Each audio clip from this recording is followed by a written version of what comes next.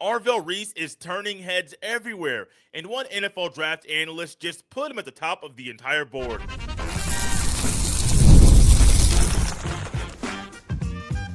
You are Locked On Buckeyes, your daily podcast on the Ohio State Buckeyes.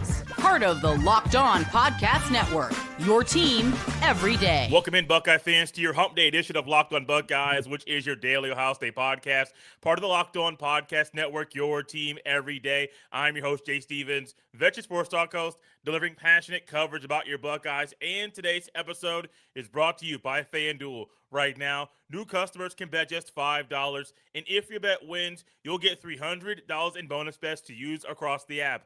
Download the app today. During today's show, we will do a midseason NFL draft conversation and touch on numerous Buckeyes like Jermaine Mathews Jr., Kaden McDonald, and Luke Montgomery. But the first guy up is Arvell Reese because he is playing like a madman this year, and he's up the level of Ohio State linebacker play after what Cody Simon did last year. Arvell Reese and Sonny Styles are playing even better. And here joining us is my favorite NFL draft analyst, Ryan Roberts of A to Z Sports. And Ryan recently did a video talking about Arvell Reese and some things he did against Penn State. And he has already been on our radar. But Ryan made a comment that made my eyes almost fall out of my head because of how big the statement was. Ryan, I won't steal your thunder about Arvell Reese. He's a phenomenal player. We love watching him play. But how does he stack up against other guys that will be in the upcoming NFL draft? He's the best player in the draft, Jay. I put on a little teaser onto Twitter a few weeks ago. I think it was after like week 2, week 3, because it was obviously it's a small sample size. We saw Arvell in 2024, but this was his first year as a starter. So like you don't want to be too hyperbolic with takes early in the season because, as you know, some players ascend, some players descend, some players stagnate. Like who knows, right? So I wanted to sit on it, but I did tweet out like, hey, I have an aggressive take coming from Arvell Reese probably. Like I put out. And unfortunately for me, I sat on it too long, Jay. And I think it was like last week, Dane Brugler put out that he was like top on his draft board. So like I was late to the punch here, but he is the best player in the 2026 draft for me. And I don't even think that's the aggressive take I have. The aggressive take is that he's the best linebacker I've ever evaluated right now. Wow. Like if his grade ended today and he doesn't have any downslide the rest of the year, he doesn't, regress in any compartment. There's just, you don't often get kids that literally could play every linebacker position. So he could play Mike, he could play Sam, he could play Will, and he could play Sam in the way of not just your 4-3 Sam, but like a Sam that could also play on the line of scrimmage and under fronts that could rush off the edge. And arguably, he would be the best edge rusher, pass rusher in the 2026 draft if you wanted to do that. So like he's got a little bit of a feel to a Micah Parsons as well as far as like his valuation. What's the hole in this kid? Like I 6'4", 243, incredibly physical downhill. He can fit with the best of them on the inside. He's flexible. He's explosive. He can turn the corner as a pass rusher. And by the way, Ohio State uses him as a attack style player, so he's blitzing all the time. But when they allow him to just play coverage, he's a pretty solid coverage player too. Like I'm not saying like he's a elite cover man, but like for 6'4", 243 that's going to play Mike linebacker on the NFL level or an edge, like he is a pretty good pass coverage player as well. So yeah, man, he is the ultimate chess piece for a NFL defense coordinator. If he goes as someone that's creative, we're talking about an all-pro, and I think an all-pro very early on in his career. It's insane to think about. In the offseason, you and I talked, and I used the phrase Swiss Army knife when describing Caleb Downs. And I think that that wasn't a wrong statement. Some may have been like, why are you saying that? But I do see Caleb Downs' versatility on the field all over the place. And I am even in this conversation trying to figure out the right way to describe Arvell Reese's position. But you can't, because you said it so well. He can play all over the place. And it was even before the Penn State game. I was watching some film from previous games, and I'm realizing he can line up wherever he wants to, and he will terrorize the offense at any position. And that's something that's very, very rare. I don't know many guys that I've seen at Ohio State that can play all these different positions and play them at an elite level. No, I mean, the comps that you're going to come out with for Arvell Reese, which aren't perfect, is like you're going to come out with, I mean, obviously people are going to parallel to Micah Parsons for obvious reasons, but they're going to talk about like LeVar Arrington and those types of guys, right? Where it's like those guys can play off ball, they can play on ball, they can do a little bit of everything. He's a rare player. And on a defense, by the way, that has a pretty dang good linebacker next to him in Sonny Styles, has a very good safety in back of him in Caleb Downs, has talented corners everywhere, has talented defensive linemen. At every level has NFL draft picks and high-level NFL draft picks. Arvell Reese is making some really good players look ordinary, and not ordinary in the sense of, like, I'll use Sonny Styles for comparison for a second, right? Sonny Styles might go in the first round, and he might be the second or third linebacker off the board potentially. Like, he is a very talented football player. He is making Sonny Styles look ordinary, not because Sonny Styles is ordinary, because he's so good, right? Like, that's the difference here. And I mean, again, I don't want to get too hyperbolic. I remember I actually did evaluate Luke Kuechly when he was coming out of Boston College. I'm aging myself slightly on that one. And I've seen like Reuben Foster and some of the other really good linebackers that have come out. Reuben Foster was a dog for people that don't remember him coming out of Alabama. He just unfortunately had some off the field demons that cost him a great NFL career. But despite that, from the Roquan Smiths to the Patrick Queens to every great linebacker prospect that's come out over the years, I don't remember a kid that's quite this unique, this diverse. Again, like, you just don't have guys that could do a little bit of everything. Micah Parsons could, but Micah Parsons was also 2 inches shorter, probably 1 inch to 2 shorter of arms, a little this is just a very, very unique athlete. He looks like a tight end body type, and he can do everything that you want in the front seven, which is kind of wild. Have you seen a guy rise from his previous season to this season throughout one off season? Because last year Arvell Reese played, but he wasn't this, and I wasn't expecting him to play like a dog that he is right now. Is that rise something that you've seen before?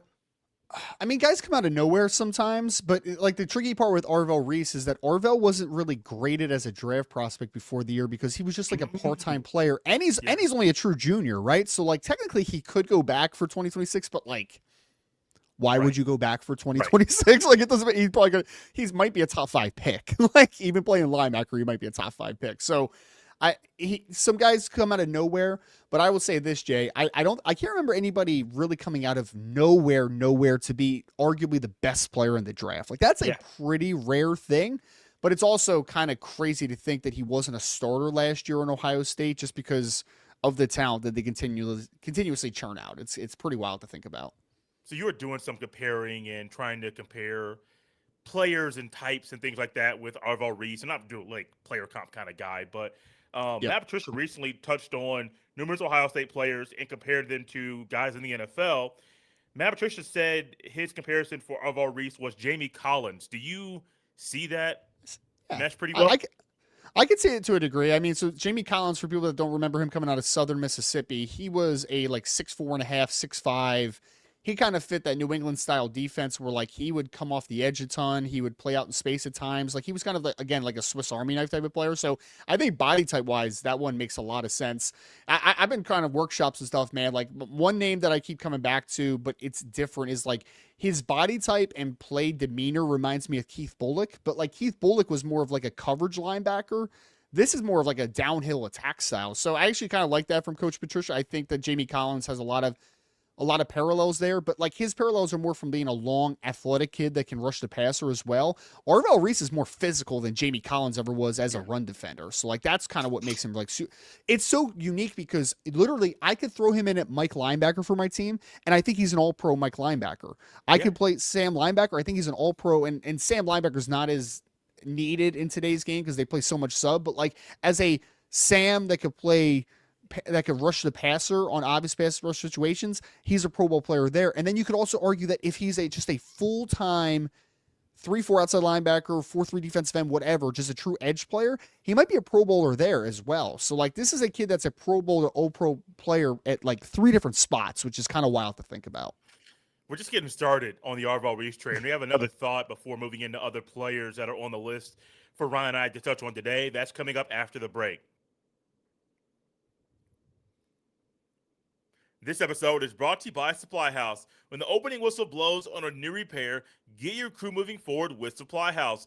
Order today and see parts on your doorstep tomorrow. Over 280,000 plumbing, HVAC, and electrical items from the most trusted brands in the business. Their real-time inventory and honest lead times keep you from punting projects, while their real-time industry-leading customer service always has your blind side covered. Need parts fast for a project? Supply House has next-day delivery. The part finder tools and 3D schematics can save you hours on jobs where every detail matters. Their Trademaster perks, like priority shipping and dedicated support, make the whole process smoother. Join the free Trademaster program today and score serious perks like priority shipping, lower prices, and a dedicated support line.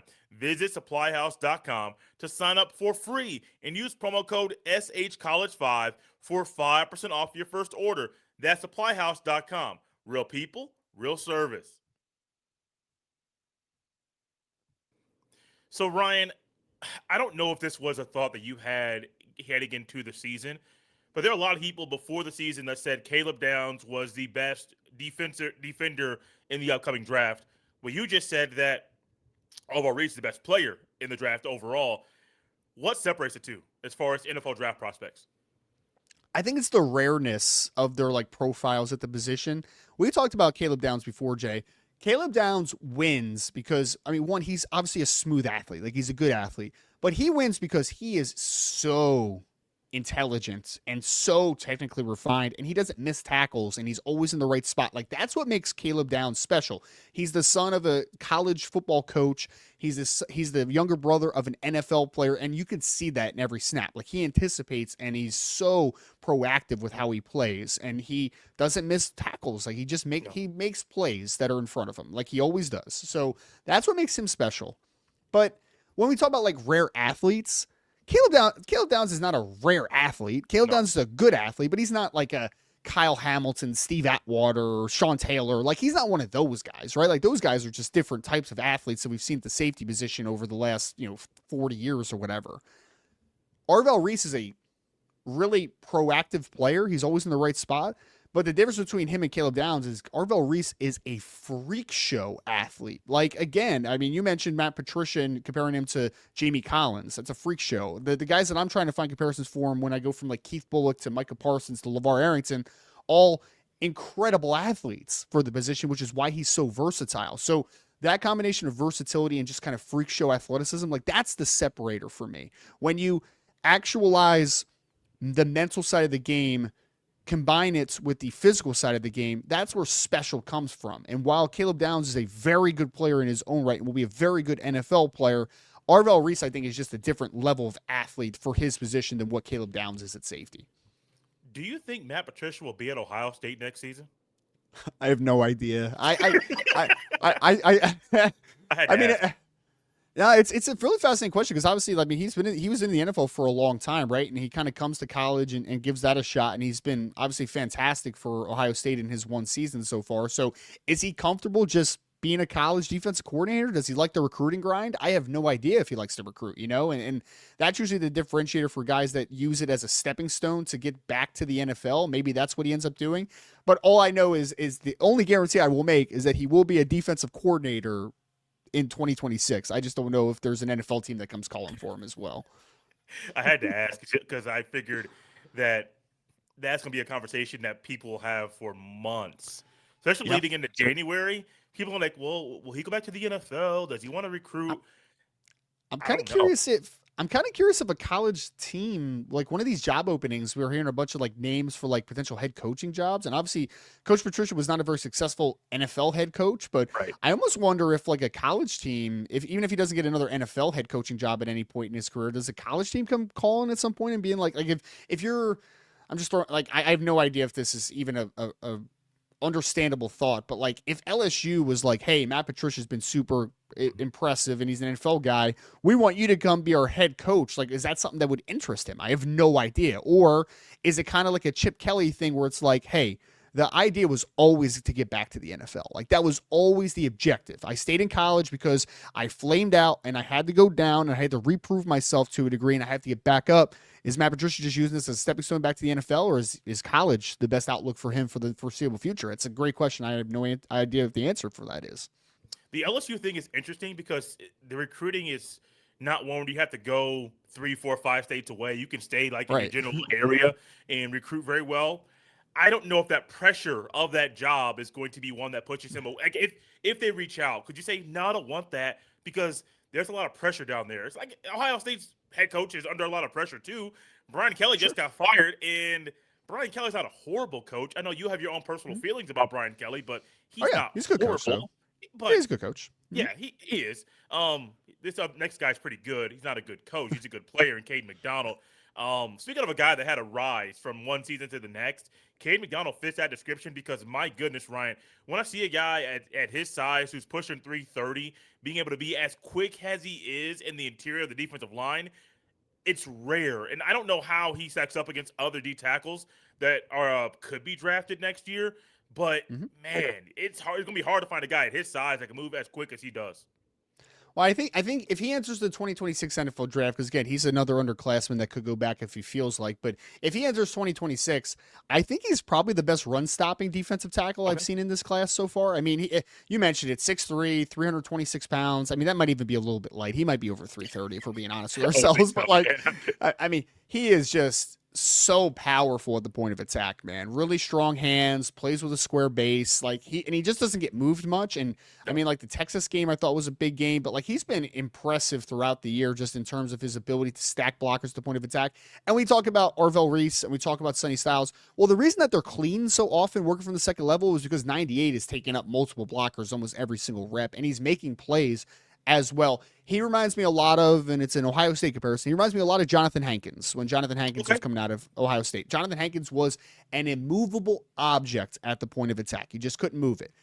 Maybe not the most exciting upside as a pass rusher. Like, I don't think Kaden McDonald's ever going to be like a 8-10 sack a year guy on the NFL level. I think he's more like a 3 to 5 sack a year guy, but being a really good, dominant run stopping defensive tackle. I think he has that type of upside. So in the latter part, it reminds me a little bit of the Tyreek Williams conversation last year. It's like, hey, Tyreek isn't necessarily flashy, but Tyreek Williams is a winning football player and just wins in the run game. Just absolutely wins. And the question is, at what point do you draft that player? There might be a limited ceiling as far as like Kaden McDonald's probably not a top 20 pick because he doesn't have a ton of pass rush upside. But if a team in the 30s or in the early second round said, hey, I'm a good football team like the Detroit Lions did last year with Tyreek Williams, and I just need a winning football player who fills a niche, fills a role, I think Kaden McDonald can fill that type of role, absolutely. Is there a need? I won't say. Well, excuse me. Is there a demand for guys at his size in the NFL? Oh, yeah, 100%. So the interesting part is we've seen the linebacker position get smaller over the years because they've had to cover more space, RPO game, like all that type of stuff. Pass coverage is a lot more important. So as the second level's gotten smaller, the interior defensive line has actually gotten bigger. Like we always think about like Aaron Donald and all those like undersized guys, but I mean, just think about some of the defensive tackles that we see around the NFL now, and talking about some of these like just massive interior presence because ultimately the box is lighter. Have the ability to get less and less linebackers and safeties into the box. So how do you overcompensate for that? You get bigger on the defensive line, particularly on the interior. So yeah, 330-pound nose tackle in the NFL level. I think that's actually a priority for a lot of teams. Like a lot of players want that 0-1 tech that can take up multiple blockers because they understand that the linebacker position has gotten smaller and the box is a little bit lighter now. You hit my next thought there. Okay. Do you think he's primarily a 3-4 guy in the next level? Not so. Can he play that? Can he play 3-4 nose like a true zero? Absolutely. Yes. But I think Yes. that I think he's a 4-3. Like he can play one tech in a 4-3 front if you're running like 30-31 front, right? Like he's either way, he can play at either front. The point is that he's not a playmaker, so you're not going to move him far away from the center, right? Like he's going to stay in kind of tight confines. So a 0, 1 tech, 4-3, 3-4, it doesn't 100% matter. All I know is that role that he's going to do is shade of the center, head up on the center. He's going to beat the ever-loving you-know-what out of centers and guards trying to block down on him or double teams, duo blocks, like all that type of stuff. He's going to be that guy that does a lot of the – he's a very underrated player because he's not flashy necessarily in the Ohio State defense, but he's one of the engines that makes everything go. Without him, the linebackers aren't as good. Without him, the defensive ends, all the defensive ends they have now, they're not getting a lot of more one-on-one opportunities. I don't think that it is by coincidence that Caden Curry is having such a good year because he's getting so many one-on-one opportunities? Why is Kenyatta Jackson starting to get stronger down the course of the season? It's because he has a lot of one-on-one chances because a guy like Kaden McDonald takes up multiple blockers and does all the dirty work that those guys don't have to do in this system. We'll have to move pretty quickly because Ryan just put a thought in my head. We're going to hit after the break, along with a couple more Buckeyes that are on our list during today's show. But that's coming at you next. This episode is brought to you by FanDuel. The NBA is back, and there's no better place to get in on the action than FanDuel, the official sports betting partner of the NBA. Even if you missed the start of the game or want to ride the hot hand, FanDuel has live bets on everything from who will score next to fourth quarter comebacks. Plus, you can even combine your live bets into a same-game parlay for a shot at a bigger payout. It keeps every game exciting, especially when your team's making that late push. Right now, FanDuel is giving new customers $300 in bonus bets when your first $5 bet wins. Once again, FanDuel is giving new customers $300 in bonus bets when your first $5 bet wins. So head to FanDuel.com to sign up and play your game with FanDuel, the official sports betting partner of the NBA. So, Ryan, we talk about a lot of underclassmen in this show. I didn't really realize when I sent you the text that all these guys could potentially have another year playing at Ohio State. Crazy. Do you think Kenyatta Jackson should come out and enter the 2026 NFL draft? I think it depends on how he plays down the stretch of the season. Because we talked about him in the preseason, Jay. I graded him very highly just off of flashes in 2024 and just kind of betting on upside. He's 6'5", he's 265 plus pounds, and he moves so well. And he's a really good athlete overall. Not necessarily a bendy guy, but like first step quickness, length guy. And he's been really good the last couple of days. I was actually about to post a clip that he had this past week where he won a one-on-one matchup with kind of like a push-pull and finished at the quarterback. If he keeps stacking performances, he has a chance in an edge class that is not great. Like, it really isn't. You're talking about, obviously, like the Reuben Baines up top, the David Baileys up top. Like, there's some quality players up top. But this defensive end class thins out very, very quickly, man. So, Kenyatta Jackson, if he has a really strong finish to the 2025 season and if he has a good draft process, could he end up being a top 50 to top 64 pick? It's very possible, man. He has all the tools. It's about if he can continue to actualize those tools into production down the stretch of the season. Let's move over to the offensive side of the ball because I've grown to really enjoy watching Luke Montgomery play. He got thrown into the fire last year, being a guy that was rotating at guard. I think he started the national championship against Notre Dame at left guard, and his rise from being thrown into the fire to where he is right now, you can't take him off the field. And he's one of the guys at guard that I would assume, Ryan, the NFL teams are gravitating towards watching more of his film and they like what they see. That's what I would assume right now.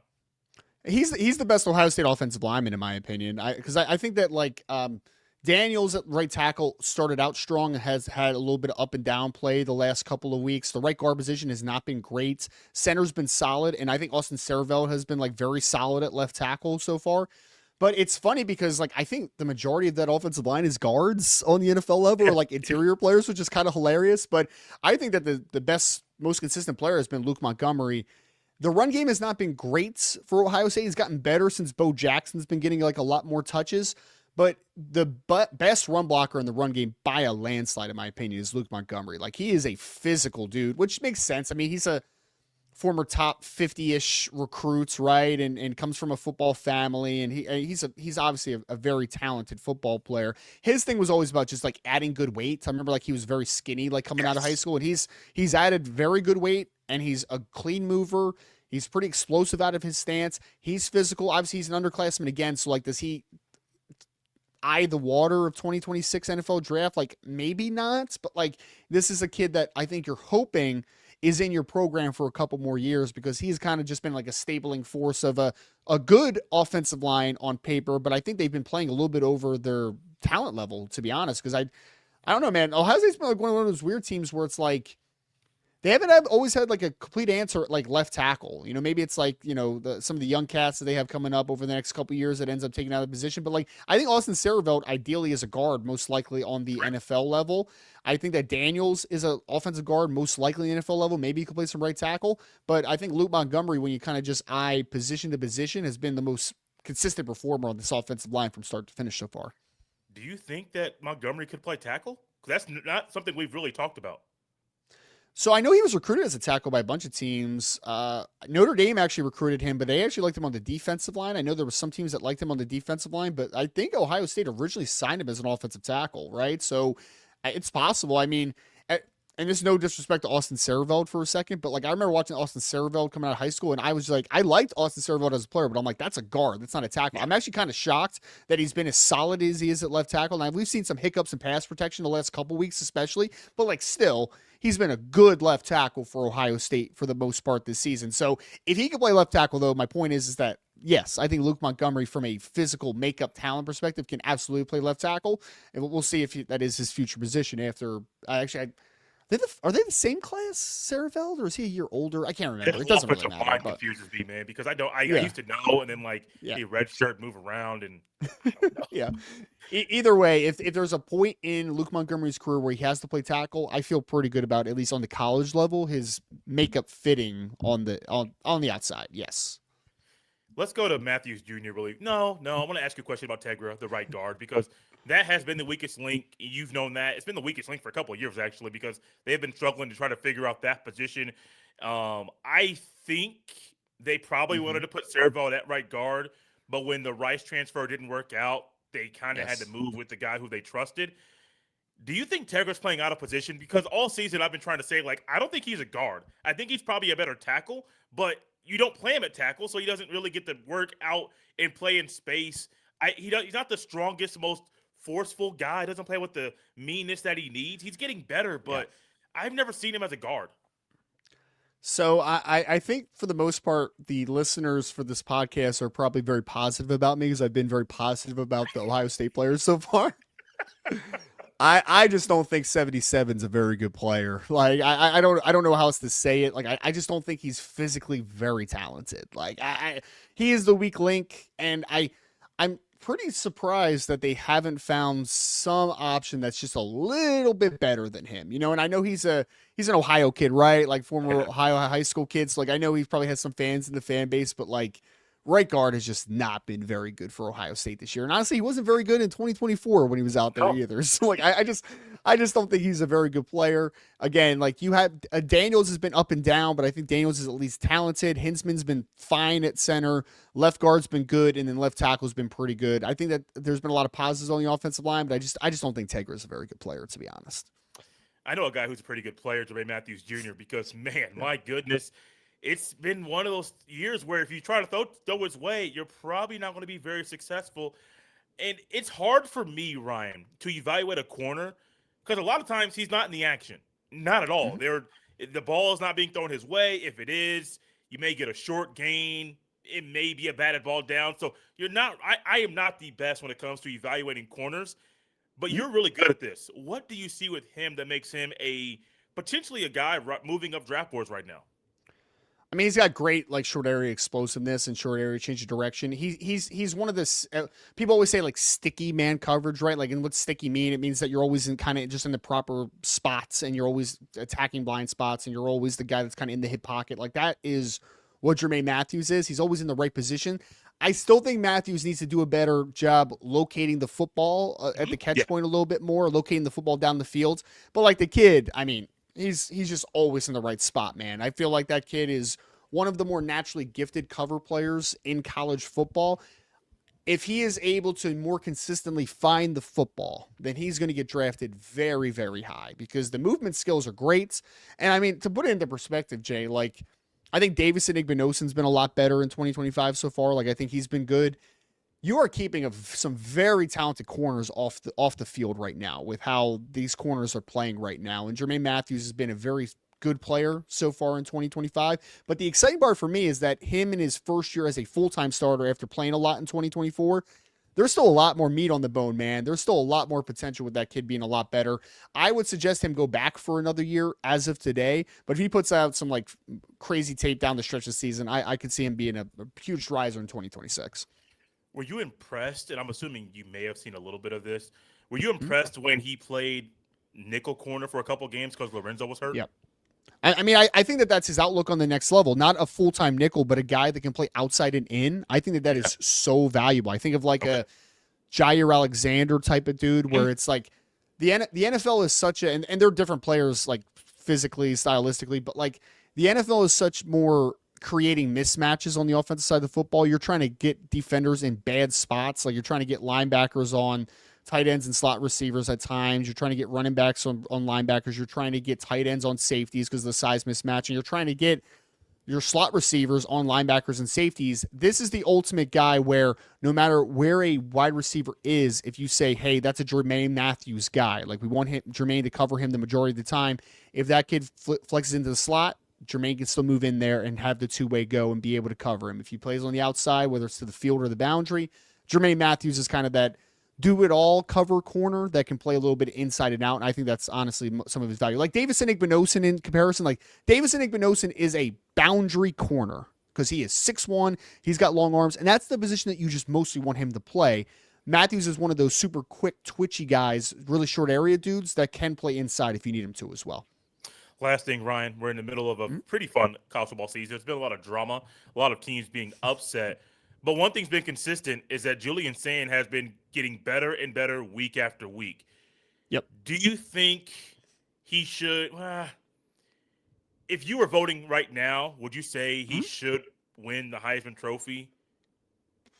Man, I actually heard a fascinating conversation about if Jeremiah Smith had like a great game down the stretch, is he a guy that should be in the Heisman race? And then it could be like a Sayin versus Smith type of conversation, which is like super interesting because obviously both those guys have been playing very well.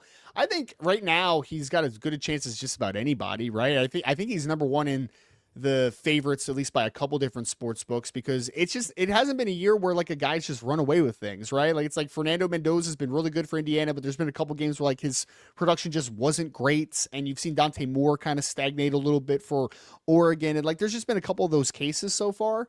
So, I mean, as of today, I think that Julian Sand probably is the front runner right now, but I think things can change so much because this is one of the more just kind of tightly contested Heisman races we've seen over the last couple of years with, I think, a kind of a wide open field. I mean, I think you could pick like 5 or 6 guys right now and say like, hey, that guy could win the Heisman in the end. Usually by like this point of the season, it's like 3 guys where you're kind of like, hey, those are probably the 3 front runners, or there's one guy that's a clear front runner. You don't usually have this wide open of a field, but Sane obviously with the numbers he's putting up is putting himself into a good opportunity to potentially win that award. Call me crazy for this, but I think if everything continues to be the same and everyone stays healthy, I think Julian Sand will be a Heisman finalist. I think Jeremiah Love should be a Heisman finalist. And then you could fill in the blank with a Marcel Reed, Fernando Mendoza, somebody else to kind of be the 3rd guy, maybe even the 4th guy. But I've been a big Jeremiah Love fan over the past couple of years. He's a phenomenal player to watch. Player, yeah. I don't know if he'll get the love for the Heisman down the stretch, but if he does, I know, Ryan, you'll be happy. Was that a play on words there, Jay? That he'll get the love down the stretch? Here's a Arvell Reese. Give him the Heisman, man. Give Arvell Reese the Heisman. Obviously, I'm mostly joking, but I mean, if there's a defensive player that could win the Heisman, it's probably Arvell Reese so far this year, which is kind of wild to say. But yeah, man, I think that if Love just makes it to New York, I'd be pretty excited about that because, I mean, running backs getting the award is like a pretty rare thing overall. Like, it doesn't typically happen anyway. It is a quarterback-driven award for the most part. So him even getting to New York would be really exciting. But again, like I think that it's going to be a quarterback in the end, obviously. And if Sayin keeps putting up the numbers that he's putting up, I mean, it's nice, obviously, to have an alien on one side and then a potential top 15 pick and Cornell Tate on the other. Like, and by the way, Brandon Ennis, when you throw him the football, is pretty good too. He just doesn't get a ton of targets. And Max Clare is a pretty good player when he actually gets targets. And it is a ridiculous amount of talents. And next year we'll be talking about Quincy Porter and we'll be talking about the next guy, Chris Henry, and all these dudes. Like, it is an endless surplus of talent at the wide receiver position. And Julian Sane is taking clear advantage of that, obviously. He is Ryan Roberts. You can catch all of his work at A to Z Sports. You can follow him on Twitter at Rise in Draft. You can follow me on the same platform at JSteven07. Guys, we're out here on a hump day, a little bit of different show on your Wednesday, but Ryan brought the juice, and he may not have liked what he had to say about Tegra, but I think we'll all be okay.